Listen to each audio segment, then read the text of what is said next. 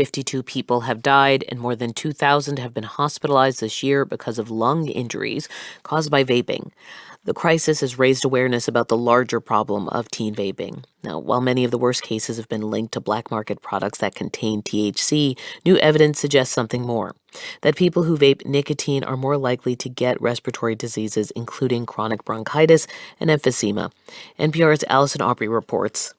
Early last year, one of the most comprehensive studies ever done pointed to evidence that teens who vape nicotine can experience increased coughing, wheezing, and other short-term effects, such as asthma exacerbations.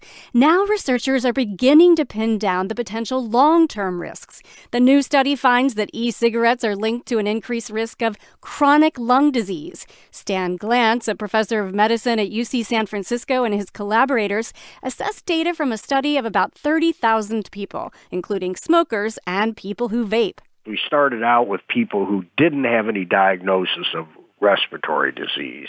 And then we followed them forward in time for 3 years. And we said, is there an association between e-cigarette use and new respiratory disease?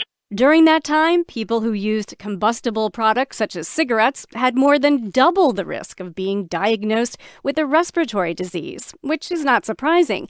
But the more novel finding is that e-cigarettes had an independent effect. People in the study who only used e-cigarettes had about a 30% higher risk of developing chronic conditions such as COPD, chronic bronchitis, emphysema, or asthma.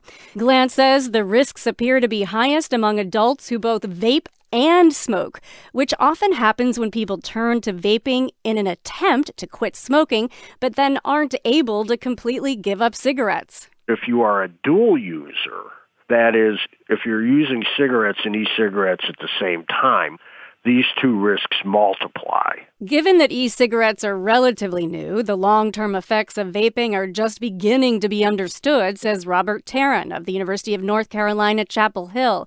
He says this study offers important evidence. I think it's fair to say that the new study adds to the body of evidence saying vaping e-cigarettes is harmful to the lungs. It seems that e-cigarettes can harm the lungs in multiple ways. Vaping can lead to inflammation and tamp down immune defenses. Vaping can do a lot to the lungs, so it can change inflammatory processes, and it actually seems to cause immunosuppression, so it leaves people more prone to infection. He says it's not just the nicotine. There are other ingredients, including propylene glycol, glycerin, and flavoring compounds that may lead to harmful effects when heated and inhaled. Despite these risks, many argue that e-cigarettes still have a role to play in trying to help smokers reduce the risk of lung disease. Amy Fairchild is dean of the College of Public Health at The Ohio State University. There is no question that vaping nicotine is not safe, but it is safer than inhaling burning tobacco. This remains the key argument in favor of vaping, that it's less risky than smoking. But at a time when 1 in 4 high school seniors report vaping and are at risk of getting hooked on nicotine, the authors of the new paper argue the evidence pointing to the harms of e-cigarettes is starting to pile up. Allison Aubrey, NPR News.